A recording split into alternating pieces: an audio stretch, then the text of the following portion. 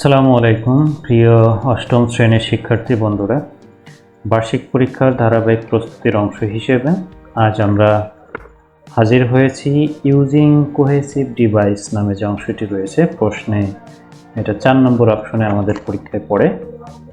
আমরা এই প্রশ্নটি এখন সমাধান করার চেষ্টা করব। সো সর্বপ্রথম আমাদের জানতে হবে কোহেসিভ ডিভাইস জিনিসটা আসলে কি।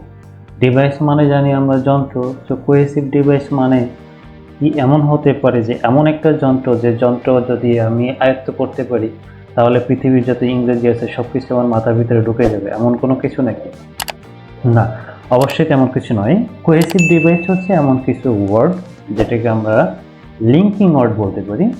এমন কিছু লিঙ্কিং ওয়ার্ড যে লিঙ্কিং ওয়ার্ডগুলা বাক্য বা বাক্য অংশের ভিতরে বসে এবং বসে বিভিন্ন ধারণাকে একটু বিস্তৃত করার চেষ্টা করে, ইলোবরেট করে। এখন কোহেসিভ ডিভাইস আসলে কেন ব্যবহার করা হয়? কোহেসিভ ডিভাইস ব্যবহার করা হয় নতুন কোনো তথ্য যুক্ত করার ক্ষেত্রে, বিপরীত কোনো ধারণা প্রকাশ করার জন্যও ব্যবহার করা যেতে পারে, অথবা কারণ ও ফলাফলের জন্য ব্যবহার করা যেতে পারে, সময়ের সম্পর্ক বোঝাতেও ব্যবহার করা যেতে পারে, কিংবা টু শো অ্যান এক্সাম্পল, কোন একটা উদাহরণ প্রদান করার জন্য এটা ব্যবহার করা যেতে পারে। এখন কোন কোন ধরনের কোহেসিভ ডিভাইস আসলে সাধারণত আমরা দেখে থাকি, আমরা যদি একটু দেখি, আমাদের অ্যান্ড পাবো আমরা, also, furthermore, moreover, in addition, এগুলো যুক্ত করা হয় কোনো বাক্যের একটা অংশকে তার সাথে যুক্ত করার জন্য। সেগুলো কেন ব্যবহার করা হয়? To add more information or ideas. But however, although, on the other hand, whereas, nevertheless, এগুলো ব্যবহার করা হয় বিপরীতার্থ কোনো অর্থ ব্যবহার করার জন্য বা বোঝানোর জন্য। সো আমরা এর রিজন ফর ইউজ হিসেবে আমরা দিতে পারি টু হাইলাইট কন্ট্রাস্ট, কোনো জিনিসের বিপরীত একটা ব্যাপার বোঝানোর জন্য। এরপর হচ্ছে because, therefore, thus, as a result, consequently, এটা আসলে কোনো পরিণাম বা কোনো ফলাফল আসলে বোঝায়। সো আমরা এই শব্দগুলো যখন পাবো বা এই লিঙ্কিং ওয়ার্ডগুলো যখন পাবো তখন আমাদের reason for use to show consequences of deeds or ideas, কোনো ধারণা অথবা কোনো কাজের একটা পরিণাম বোঝানোর জন্য এই লিঙ্কিং ওয়ার্ডগুলো ব্যবহার করা হয়ে থাকে। First, second, third, before, after, during, meanwhile, এগুলা সময়ের ক্ষেত্রে ব্যবহার করা হয়। কাজটি কখন হয়েছে কিংবা ধারাবাহিকতা রক্ষা করার জন্য এই শব্দগুলো ব্যবহার করা হয়। সো আমরা এইভাবে এটা দিতে পারি to indicate the sequence of events or time, সময়ের যে একটা ধারা বা ঘটনা, সে ঘটনাকে নির্দেশ করার জন্যই এই লিঙ্কিং ওয়ার্ডগুলো ব্যবহার করা হয়ে থাকে। Then like, similarly, just as, in the same way, as well as, এগুলো ব্যবহার করা হয় দুইটা কোনো বস্তু, ডিফারেন্ট বস্তু, আইডিয়াস, কোনো অবস্থান, এগুলোর মধ্যে একটা কম্প্যারিজন বোঝানোর জন্য, পার্থক্য বোঝানোর জন্য। সো আমরা দিতে পারি এগুলো কেন ব্যবহার করা হয়? To show similarities between different ideas or situation. যদি আমরা এই শব্দগুলো যদি পাই, এই লিঙ্কিং ওয়ার্ডগুলো যদি পাই, তাহলে এগুলো ব্যবহারের কারণ to show similarities between different ideas or situations. For example, for instance, such as, namely, specifically, এগুলো ব্যবহার করা হয় to show some examples like that. আর এক্সাম্পল আমরা তখনই শো করি যখন আমরা কোনো আমাদের আইডিয়াকে একটু ক্লিয়ারিফাই বা ক্লিয়ার করার জন্য, পরিষ্কার করার জন্য কোনো একটা উদাহরণ প্রয়োগ করি। So we can say those linking words are used to clarify a point with specific instances. Then in inclusion, to sum up, finally, in summary, overall, thus, এগুলো ব্যবহার করা হয় কোনো সেন্টেন্সের বা কোনো আইডিয়ার, কোনো প্যাসেজের শেষে এসে যখন আমরা এক লাইনে একটা সামারি লিখতে যাই, ঠিক তখনই আমরা এই লিঙ্কিং ওয়ার্ডগুলো ব্যবহার করি। সুতরাং আমরা এখানে লিখতে পারি এগুলো কেন ব্যবহার করা হয়, the reason using it to summarise ideas or the discussion, আমাদের কোনো আইডিয়া অথবা আলোচনার একটা সামারাইজ বা সারাংশ বোঝানোর জন্য আমরা এই শব্দগুলো ব্যবহার করে থাকি। Then if, unless, provided that, in case, as long as, এগুলো আসলে শর্তযুক্ত শব্দ। এগুলো যদি কোনো সেন্টেন্সের মাঝে শর্ত বোঝায়, সেই শর্ত বোঝানোর জন্য এই লিঙ্কিং ওয়ার্ডগুলো ব্যবহার করা হয়ে থাকে। এখন এগুলো কেন হয় আসলে আমরা এটা জানি যে টু এক্সপ্রেস কন্ডিশনস, কোনো অবস্থা বোঝানোর জন্য, কোনো শর্ত বোঝানোর জন্য আমাদের এই শব্দগুলো ব্যবহার করা হয়ে থাকে। সো এই হচ্ছে লিঙ্কিং ওয়ার্ড এবং এগুলো হচ্ছে রিজন ফর ইউজ। আমরা যদি একটু কষ্ট করে ভালো করে বোঝার চেষ্টা করি তাহলে আমরা এগুলো খুব সহজে আয়ত্ত করতে পারব।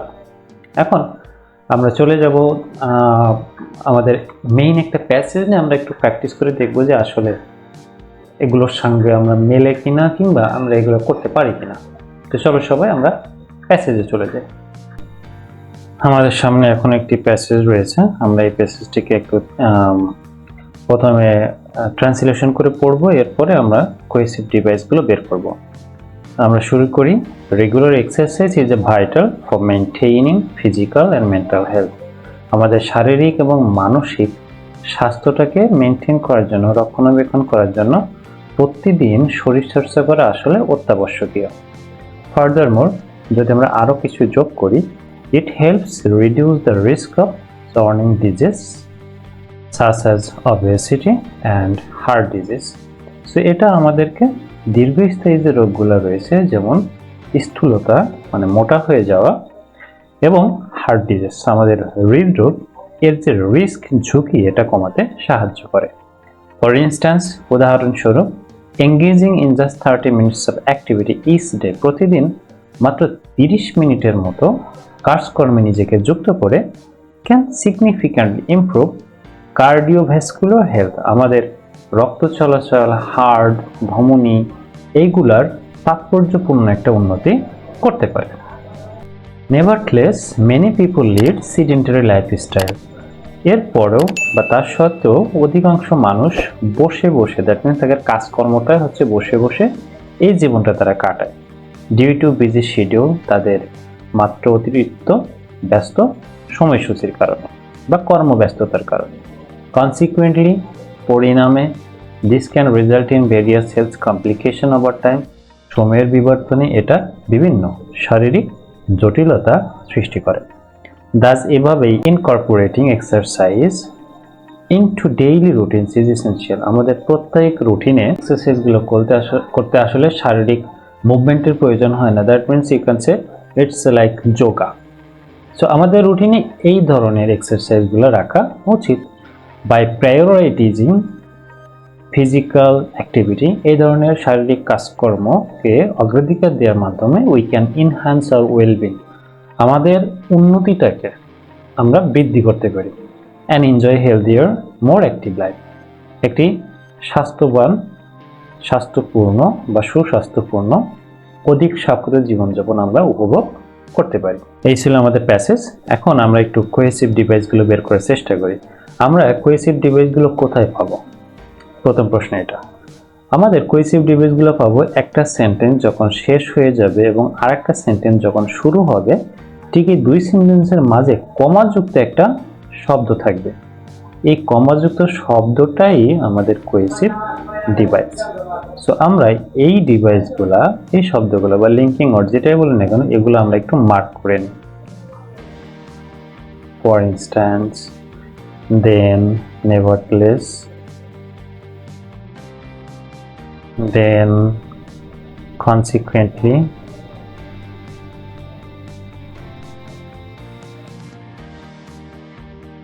then, thus শব্দটাও একটা কোহেসিভ ডিভাইস। সো আমাদের পাঁচটা থাকবে এখানে, আমরা পাঁচটা খুঁজে বের করব। সো আমাদের বের করা হয়ে গেছে। এখন কি করতে হবে? আমাদের এগুলা এখানে লিখতে হবে। সো আমাদের প্রথম যে কোহেসিভ ডিভাইস সেটা হচ্ছে ফার্দারমোর।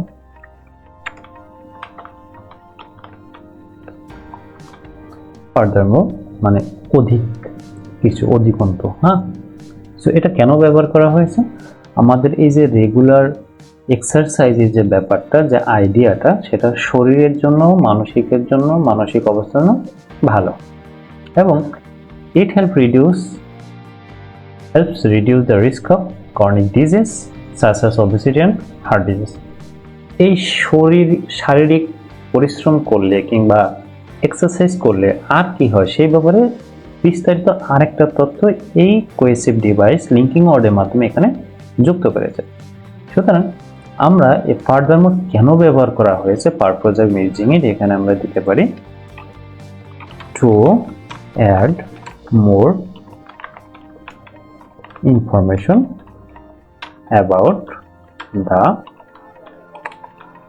আইডিয়া। এর আগে যে আইডিয়াটা ছিল এই আইডিয়া সম্পর্কে আরেকটু গভীর ইনফরমেশন দেওয়ার জন্য এটা ব্যবহার করা হয়েছে। 2 নম্বর হচ্ছে ফর ইনস্ট্যান্স, আমরা একটু এখানে লিখে নিই ফর ইনস্ট্যান্স।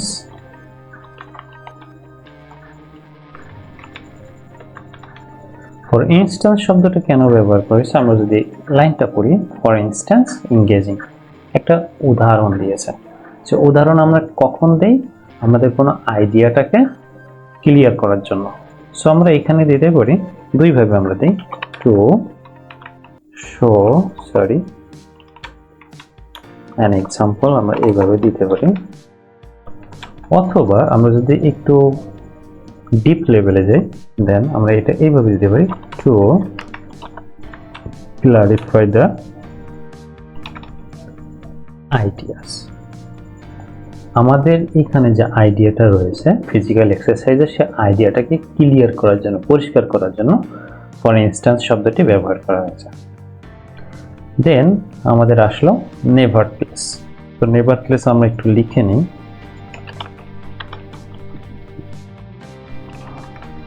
নেভারথলেস মানে হচ্ছে তা সত্ত্বেও, দ্যাট মিনস নেভারথলেসের পূর্বে যে সেন্টেন্সটা রয়েছে সেই সেন্টেন্সের সঙ্গে নেভারথলেসের পরে যে সেন্টেন্সটা যুক্ত করেছে সেই যুক্ত করা সেন্টেন্সের অর্থের কিছু একটা বিপরীতার্থ রয়েছে।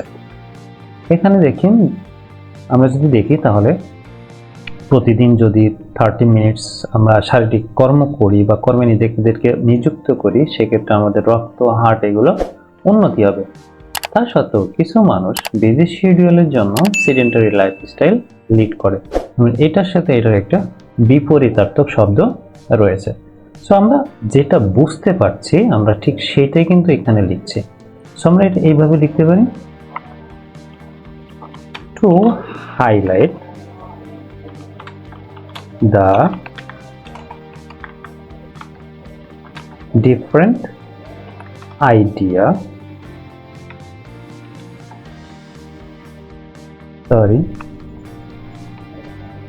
different ideas between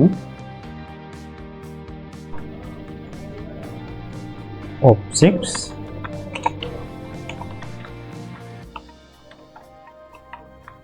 or dips. এটা হচ্ছে আমাদের কোনো কাজকর্ম কিংবা কোনো অবজেক্টস বা যেটাই বলি না কেন সেটার মাঝে যে ডিফারেন্স আছে সেই ডিফারেন্সটাকেই বোঝানোর জন্য বা হাইলাইট করার জন্যই এই নেভারথলেস শব্দটি ব্যবহার করা হয়। দেন কনসিকুয়েন্টলি, পরিণামে। সো পরিণামে আমরা কিন্তু বুঝতেই পারছি কনসিকুয়েন্টলি শব্দটি ব্যবহার করা হয় বা লিঙ্কিং অর্থে ব্যবহার করা হয় কোনো রেজাল্ট দেওয়ার জন্য। পরিণামে কি হবে, এখানে যদি আমরা দেখি many people lead sedentary lifestyle due to busy schedule, অতিরিক্ত কর্মব্যস্ততার কারণে মানুষ বসে থাকা যে জীবনটা, অলস যে জীবনটা, সেই জীবন লিড করে। Consequently this can result in various health complication over time, সময়ের বিবর্তনে এটা স্বাস্থ্য ঝুঁকি বাড়ায়, জটিলতা সৃষ্টি করে। সো এইটার ফলাফল কিন্তু এইটা। তো আমরা এটা দিতে পারি, to show the result, আমরা এতটুকু দিতে পারি, to show the result, কোনো ফলাফলটাকে দেখানোর জন্য এই কনসিকুয়েন্টলি শব্দটি ব্যবহার করা হয়। দেন শেষ যে লিঙ্কিং ওয়ার্ডটি রয়েছে দাস, আমরা এটা একটু এখানে লিখে নিই। দাস শব্দটি বা লিঙ্কিং ওয়ার্ডটি কেন ব্যবহার করা হয়েছে আমরা যদি দেখি, আগের লাইনটা আমরা একটু পড়ি, this can result in various health complications over time, সময়ের বিবর্তনে এটা স্বাস্থ্য ঝুঁকি পদ্ধতিতে ফেলতে পারে। হ্যাঁ, দেন ডাজ ব্যবহার করে incorporating exercise into daily routines is essential. So এই কাজ থেকে বাঁচার জন্য বা হেলথ কমপ্লিকেশন থেকে বাঁচার জন্য আমাদেরকে আসলে কি করা উচিত, এটা আমাদেরকে ডাজ শব্দ দ্বারা যুক্ত করেছে। সো আমরা এইটার যে কারণ বা কনসিকুয়েন্স, ফলাফল, সেটাই কিন্তু পরবর্তী লাইনে আমাদেরকে দেখিয়ে দিচ্ছে। সো আমরা এটা এইভাবে দিতে পারি, টু শো দ্য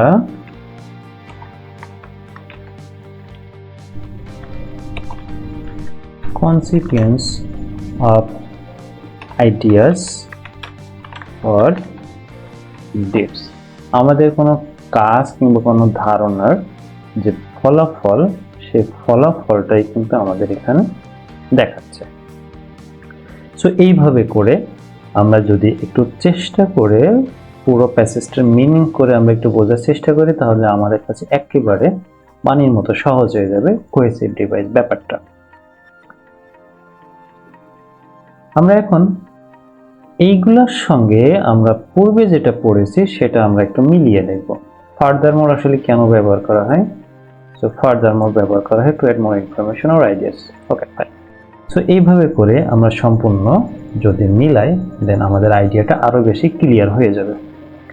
সকলকে ধন্যবাদ। যদি কোনো সমস্যা হয়, comment box is open for you and you are always invited to comment there.